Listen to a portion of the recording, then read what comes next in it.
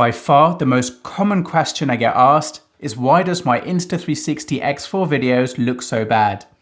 In this video, let's solve all your complaints. Complaint number one is my video is blurry, and that's because your lenses are dirty.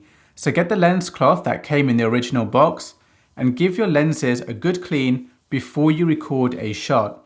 This is such a simple solution, but very often overlooked. My video is not sharp, so use these camera settings. In 360 video mode, filming 8K 30 frames per second. In the image settings, set the video encoding to H.265, the bitrate to high, and the video sharpness to medium. I don't have time to edit my videos.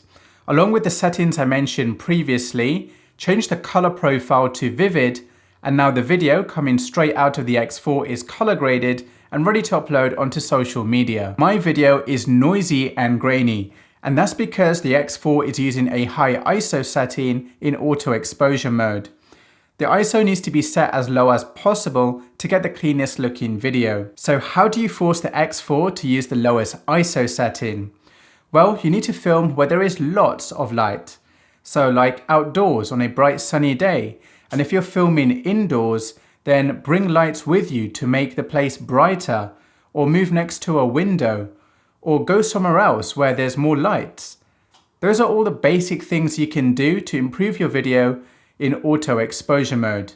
But if you want to shoot like a pro, then you'll need to choose the correct ISO setting in manual exposure mode, but more on that later. My video has micro jitters. There are two possible reasons. The first reason is because you are moving the X4 too suddenly, or you are rotating the X4 too quickly. But the most common reason is because the X4 is choosing the wrong shutter speed setting in auto exposure mode. The solution is to choose the correct shutter speed setting yourself in manual exposure mode.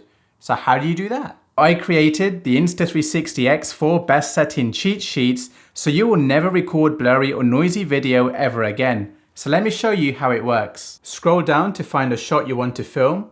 Let's say it's a partly cloudy day. So this is the perfect example.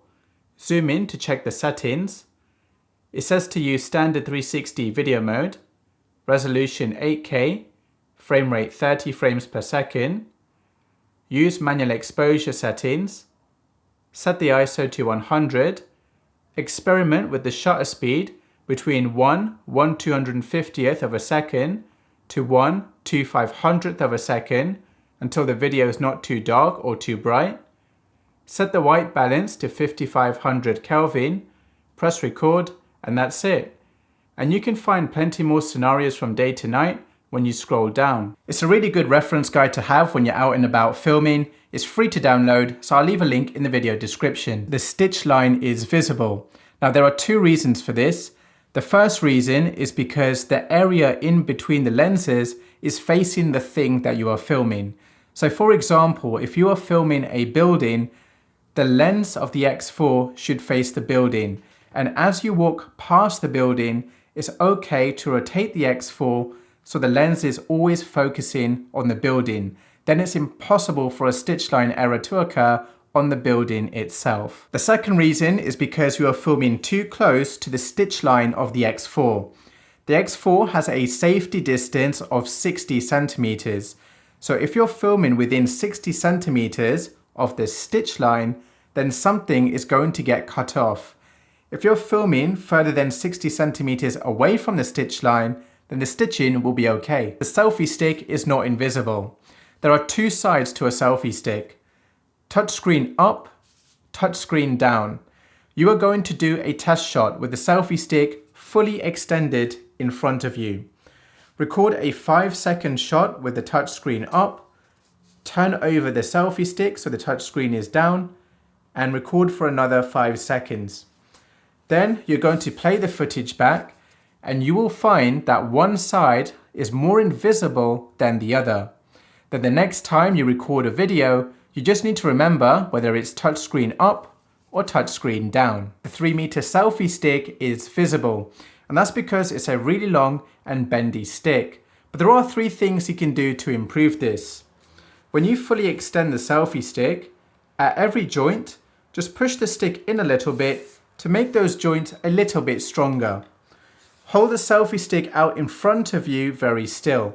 Don't wave it about because this will cause the bend to show up in the final footage. And thirdly, hold the X4 in the vertical position, and this will create a vertical stitch line which will hide the selfie stick. And to make sure the stitch line does not cut your body out, move the selfie stick away from your body. There is too much wind noise in the audio. You see these ears on the X4? This is the Insta360 mic wind muff, and this will reduce the amount of wind noise in your internal audio quality. If you want to vlog with the X4 and get crisp and clear audio, don't point the X4 in front of you, bring it close to you and talk. My video is blurry and not seamless underwater, and that's because you need to put your X4 in the invisible dive case to get seamless 360 video and good sharpness underwater.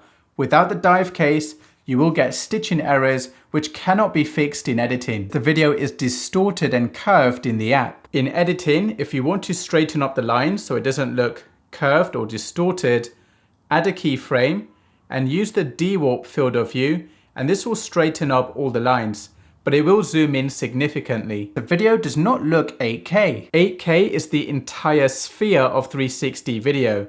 The more I zoom into the video, the more 8K resolution is lost. Now it's only at about 2.7K resolution at best. That's just how 360 video works. So to retain as much 8K resolution as possible, zoom out as much as you can to cram as much resolution into your shot as possible. My videos look pixelated on social media, and this is a problem with the social media platforms, not the X4 or the Insta360 app. So let me show you how I upload my shorts online to get the best video quality possible. In the Insta360 app, I will export the shot using custom settings at 4K resolution at the highest bitrate and tap export. Wait for the shot to export. Then I'll go into CapCut, create a new project, add my shot along with BTS footage from my phone, and then here I will add my text and graphics.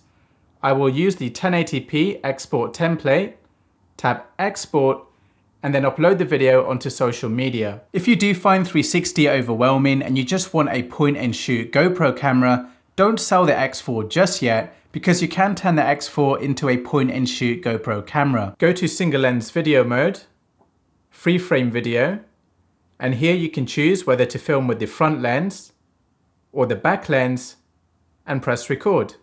That's all the tips for today. Hit the like button if you learned something new, and I'll see you in the next video.